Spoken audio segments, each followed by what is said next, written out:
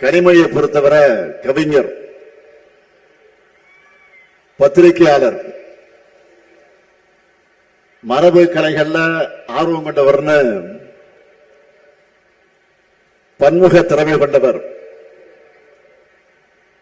எப்பவுமே புன்னகை மாறாத முகத்தோடு இருப்பார். இப்ப பாருங்க, முகத்து பாருங்க.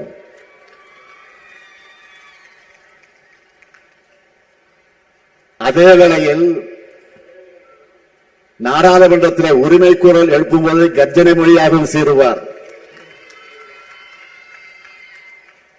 அது மட்டுமல்ல, தேர்தல் வந்துட்டாலே திமுகவுடைய தேர்தல் அறிக்கைகளுடைய எப்பவுமே தேர்தல் அறிக்கை தான், திமுகவுடைய தேர்தல் அறிக்கை தான் எப்பவுமே ஒரு ஹீரோ. அந்த ஹீரோவையே தயாரிக்கும் பொறுப்பை இப்ப அவர் ஏற்றிருக்கிறார். கடந்த நாடாளுமன்ற தேர்தல் அந்த பணியை அவர் செஞ்ச போது முழுமையான வெற்றி பெற்றோம்.